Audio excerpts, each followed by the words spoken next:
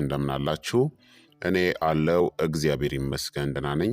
ዛሬም በጠቃሚና በአዲስ ፕሮግራም በድጋሜ ተገናኝተናል። በዛሬው የጤና ፕሮግራማችን ላይ የምንመለከተው የኮኮናት ውሃን መጠጣት የሚሰጣችሁ አስደናቂ የጤና ጥቅሞችን እናም የሚያስከትለውን ጉዳት፣ በቀንስ ምን ያክል መጠቀም አለባችሁ የሚለውን ስለ ኮኮናት ውሃ ማወቅ ያለባችሁን መሰረታዊ ነጥቦችን ሁላ የማሳውቃችሁ ይሆናል።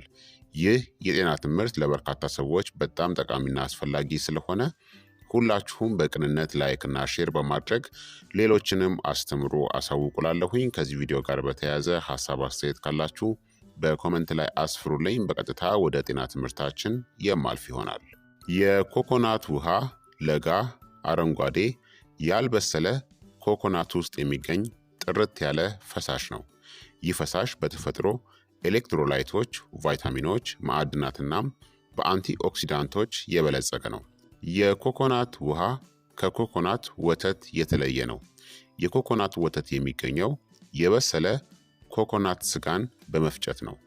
የኮኮናት ውሃ በተለይ በሞቃታማ አካባቢዎች ተወዳጅ መጠጥ ሲሆን ለጤናችን ብዙ ጥቅሞችን ይሰጠናል። 240 ሚሊ ሊትር ወይም ደግሞ አንድ ኩባያ የኮኮናት ውሃ የሚሰጠን የንጥረ ነገር ይዘቶች እሴቶቹ ሊለያዩ ይችላሉ። በተለይም እንደ ኮኮናቱ አይነት እናም እድሜ። ካሎሪ ከ44 እስከ 60፣ ካርቦሃይድሬትስ ከ10 እስከ 15 ግራም፣ ስኳር ከ8 እስከ 12 ግራም በተፈጥሮ የሚገኝ ስኳር ነው። ፋይበር ከ0 እስከ 2 ግራም፣ ፕሮቲን ከ0 እስከ 1 ግራም፣ ሶዲየም ከ15 እስከ 30 ሚሊግራም፣ ፖታሲየም ከ400 እስከ 600 ሚሊግራም፣ ይህ በጣም ጠቃሚ ነው። ማግኒዚየም ከ15 እስከ 30 ሚሊግራም፣ ካልሲየም ከ25 እስከ 50 ሚሊግራም፣ ፎስፈረስ ከ20 እስከ 40 ሚሊግራም፣ ቫይታሚን ሲ ከ2 እስከ 4 ሚሊግራም፣ ሌሎች ማዕድናትን በትንሽ መጠን እንደ ማንጋኔዝ፣ ብረትና ዚንክን ይሰጠናል ማለት ነው። አንድ ኩባያ የኮኮናት ውሃ። የኮኮናት ውሃ በፖታሲየም የበለጸገ ሲሆን ይህም ለጡንቻ ተግባር፣ ለነርቭ ተግባርናም ለደም ግፊት ቁጥጥርም አስፈላጊ ነው። በተፈጥሮ የሚገኝ ስኳርን ቢይዝም በአብዛኛው መጠጦች ውስጥ ከሚገኙት ተጨማሪ ስኳሮች በተሻለ ሁኔታ ይፈጫሉ። ሆኖም የስኳር መጠናችሁን የምትቆጣጠሩ ከሆነ ይህንን ግምት ውስጥ ማስገባት አለባችሁ። የኮኮናት ውሃ ከስፖርት መጠጦች ጋር ሲነጻጸር አነስተኛ የሆነ ሶዲየም አለው። ስለዚህ ከፍተኛ የአካል ብቃት እንቅስቃሴ ካደረጋችሁ በኋላ የጠፉትን ኤሌክትሮላይቶችን ለመተካት ብቻውን በቂ ላይሆን ይችላል። የኮኮናት ውሃ ውስጥ የሚገኙት ንጥረ ነገሮች እንደ ኮኮናቱ አይነት እናም እንደሚያድግበት አካባቢም ሊለያዩ ይችላሉ። በአጠቃላይ የኮኮናት ውሃ እንደ ጥሩ የተፈጥሮ መጠጥ ተደርጎ የሚወሰድ ሲሆን ለጤና ጠቃሚ የሆኑ ንጥረ ነገሮችን ይዟል። ነገር ግን ከመጠን በላይ መጠጣት የጎንዮሽ ጉዳትን ሊያስከትል ስለሚችል በመጠነኛ መልኩ መጠጣት ይመከራል። ታዲያ የኮኮናት ውሃን መጠጣት የሚሰጣችሁን አስደናቂ 12 የጤና ጥቅሞችን በዝርዝር ልንገራችሁ። አንደኛ፣ የሰውነትን እርጥበትን ለመጠበቅ ይረዳል።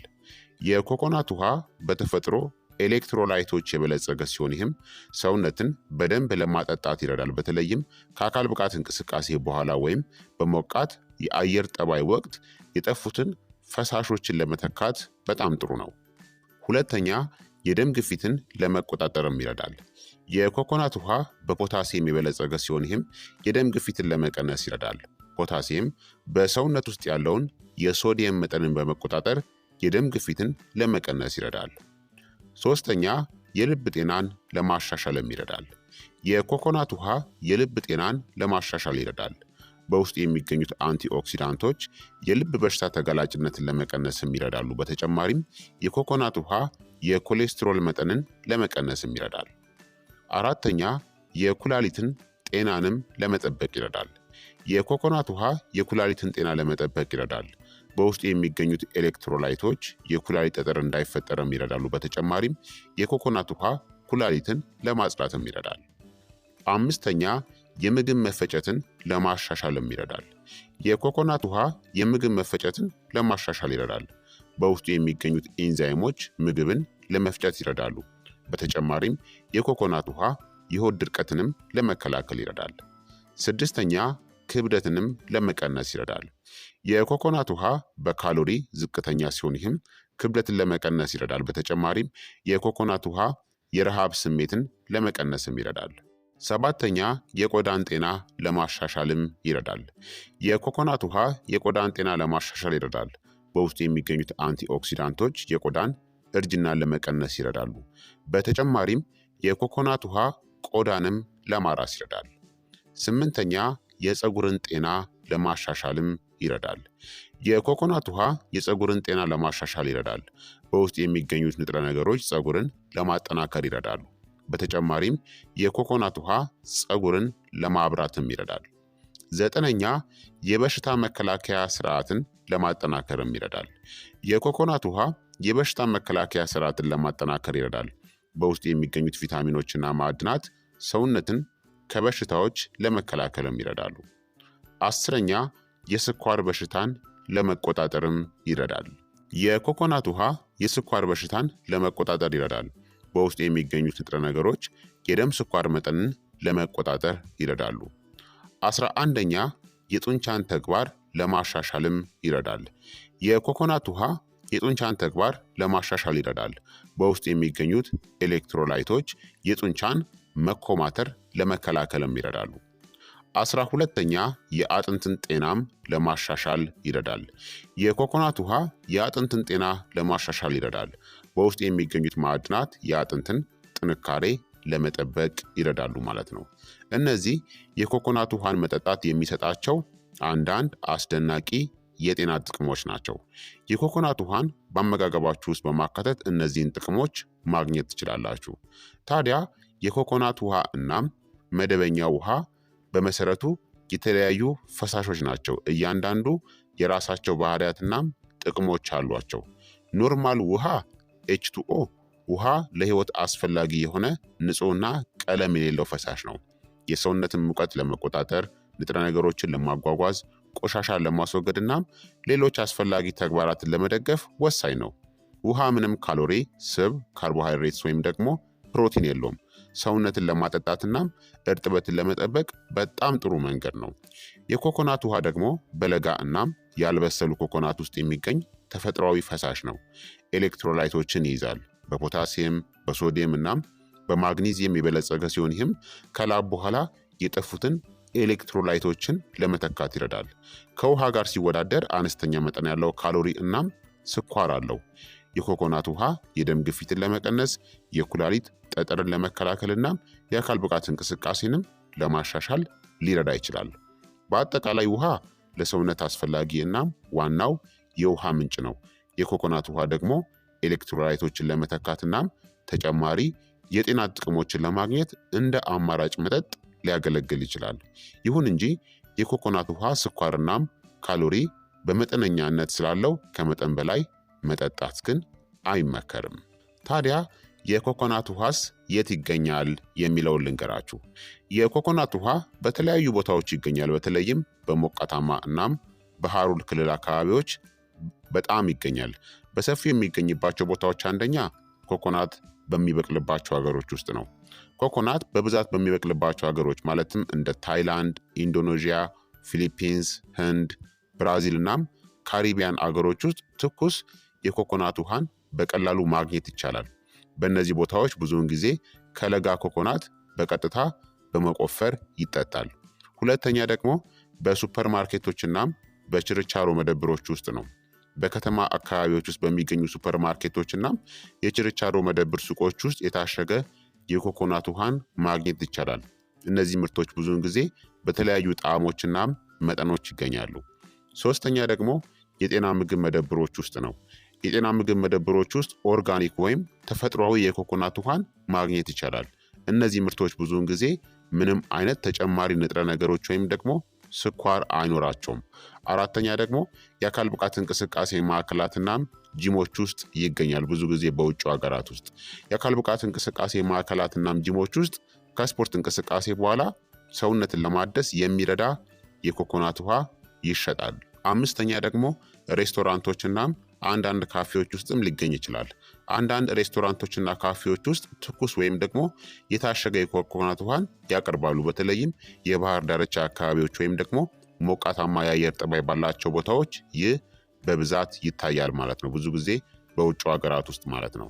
የኮኮናት ውሃን በምትገዙበት ጊዜ የምርት ስያሜውን ማንበብና ምንም አይነት ተጨማሪ ስኳር ወይም ሰው ሰራሽ ጣዕም እንደሌለው ማረጋገጥ አስፈላጊ ነው።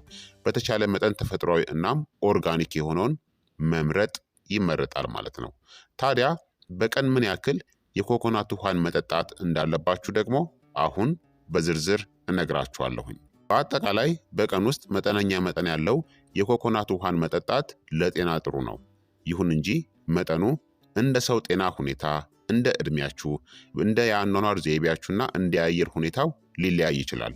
ምንም እንኳን ለሁሉም የሚሆን አንድ አይነት ምክር ባይኖርም አብዛኛዎቹ ጤናማ ሰዎች በቀን ከ1 እስከ 2 ኩባያ ማለትም ከ240 እስከ 480 ሚሊ ሊትር የኮኮናት ውሃን መጠጣት ይችላሉ። ይህ መጠን ሰውነትን ለማጠጣትናም ጠቃሚ ንጥረ ነገሮችን ለማግኘት በቂ ነው።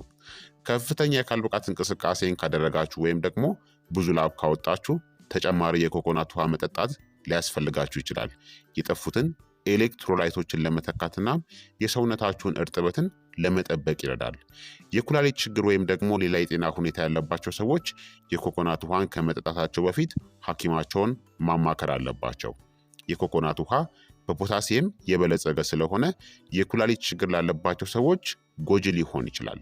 ነፍሰ ጡር ሴቶች ወይም ደግሞ ጡት የሚያጠቡ ሴቶችም የኮኮናት ውሃን ከመጠጣታቸው በፊት ሐኪማቸውን ማማከር አለባቸው። የኮኮናት ውሃን በምትገዙበት ጊዜ የምርት ስያሜውን ማንበብና ምንም አይነት ተጨማሪ ስኳር ወይም ደግሞ ሰው ሰራሽ ጣዕም እንደሌለው ማረጋገጥ አስፈላጊ ነው። በተቻለ መጠን ተፈጥሯዊ እናም ኦርጋኒክ የሆነውን መምረጥ ይመረጣል። የኮኮናት ውሃን ከመጠን በላይ መጠጣት የጎንዮሽ ጉዳትን ሊያስከትል ስለሚችል መጠነኛ መጠጣት ይመከራል። ማንኛውም የጤና ጉዳይ ወይም ደግሞ ችግር ካለባችሁ ወይም የተወሰኑ የአመጋገብ ፍላጎቶች ወይም ደግሞ ገደቦች ካለ ሐኪማችሁን ወይም ደግሞ የአመጋገብ ባለሙያን ማማከር ጥሩ ነው። ታዲያ የኮኮናት ውሃን ሲጠቀሙ ጥንቃቄ ማድረግ ያለባቸው ወይም ደግሞ ባይጠቀሙ የሚመከሩ ሰዎች ምን አይነት ሰዎች እንደሆኑ አሁን በዝርዝር እነግራችኋለሁኝ።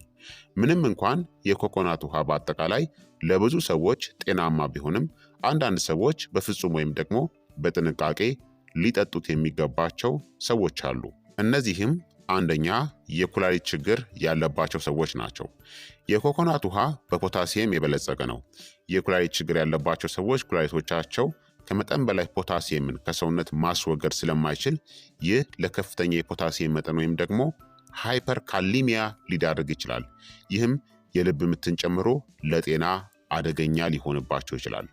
ሁለተኛ ደግሞ ለኮኮናት ወይም ለተዛማጅ ፍራፍሬዎች አለርጂ ያለባቸው ሰዎች ናቸው። ለኮኮናት ወይም ለተዛማጅ ፍራፍሬዎች እንደ ለውዝ አለርጂ ያላቸው ሰዎች የኮኮናት ውሃን መጠጣት የለባቸውም። የአለርጂ ምልክቶች እንደ ሽፍታ፣ ማሳከክ፣ እብጠት፣ የትንፋሽ ማጠር ወይም የሆድ ህመምን ሊያካትቱ ይችላሉ። ሶስተኛ ዝቅተኛ የሶዲየም መጠን ያላቸው ሰዎች ናቸው ወይም ደግሞ ሃይፖናትሪሚያ ያለባቸው። የኮኮናት ውሃ አነስተኛ መጠን ያለው ሶዲየምን ይዟል። በደም ውስጥ ያለው የሶዲየም መጠን በጣም ዝቅተኛ የሆነባቸው ሰዎች ወይም ደግሞ ሃይፖናትሪሚያ ያጋጠማቸው የኮኮናት ውሃ በብዛት መጠጣት የለባቸውም። ይህ ሁኔታ ይበልጥ እንዲባባስ ሊያደርግ ይችላል። ብዙውን ጊዜ ይህ የሚከሰተው በከባድ የአካል ብቃት እንቅስቃሴ፣ ከፍተኛ የሆነ ላብ ወይም ደግሞ የተወሰኑ የጤና ሁኔታዎች ባሉባቸው ሰዎች ላይ ነው። አራተኛ ደግሞ የልብ ድካም ያለባቸው ሰዎች ናቸው። የልብ ድካም ያለባቸው ሰዎች ፈሳሽ አስተዳደርን መከታተል አለባቸው። የኮኮናት ውሃን ጨምሮ ማንኛውንም ፈሳሽ ከመጠጣታቸው በፊት ሐኪማቸውን ማማከር አለባቸው። ምክንያቱም ከመጠን በላይ ፈሳሽ በልብ ላይ ተጨማሪ ጫናን ሊያስከትል ይችላል። አምስተኛ የተወሰኑ መድኃኒቶችን የሚወስዱ ሰዎች ናቸው። አንዳንድ መድኃኒቶች ከፖታሲየም ጋር ሊገናኙ ይችላሉ።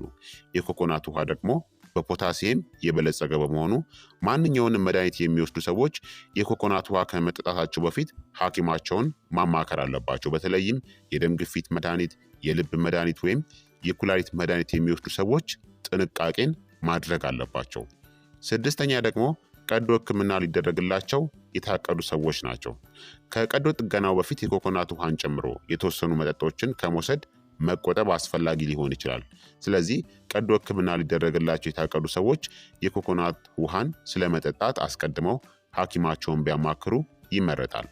ሰባተኛ ደግሞ ተቅማጥ ወይም ደግሞ ትውከት ያላቸው ሰዎች ናቸው። ተቅማጥ ወይም ደግሞ ትውከት ካለባችሁ የኮኮናት ውሃን ጨምሮ ብዙ ፈሳሽ መጠጣት አስፈላጊ ነው። ነገር ግን የኮኮናት ውሃ ብቻ በቂ ላይሆን ይችላል። የጠፉትን ኤሌክትሮላይቶችን ለመተካት የአፍ ውስጥ የመድኃኒት መፍትሄዎችን መጠቀም የተሻለ ነው ማለት ነው። ስለዚህ እነዚህ ሁኔታዎች ካለባችሁ ወይም ጥርጣሬ ካለባችሁ የኮኮናት ውሃን ከመጠጣታችሁ በፊት ሐኪማችሁን ወይም ደግሞ የአመጋገብ ባለሙያዎቻችሁን ማማከር በጣም አስፈላጊ ነው ማለት ነው። ስለዚህ ክቡራትና ክቡራን ተመልካቾቼ የዛሬው የጤና ትምህርት እንግዲህ ይህንን ይመስል ነበረ። ስለ ኮኮናት ውሃ በርካታ ማወቅ ያለባችሁን መሰረታዊ ነጥቦችን በዚህ ቪዲዮ ላይ በሚገባ አሳውቂያችኋለሁኝ። ይህ የጤና ትምህርት ለበርካታ ሰዎች በጣም ጠቃሚና አስፈላጊ ስለሆነ ሁላችሁም በቅንነት ላይክና ሼር በማድረግ ሌሎችንም አስተምሩ አሳውቁላለሁኝ። ከዚህ ቪዲዮ ጋር በተያያዘ ጥያቄ ካላችሁ፣ ሀሳብ አስተያየት ካላችሁ በኮመንት ላይ አስፍሩልኝ። በቀጣይ የጤና ትምህርት እስከምንገናኝ እኔንም እናንተንም ቸር ያቆየን። መልካም ጊዜ፣ መልካም ቆይታ። ቻው ቻው።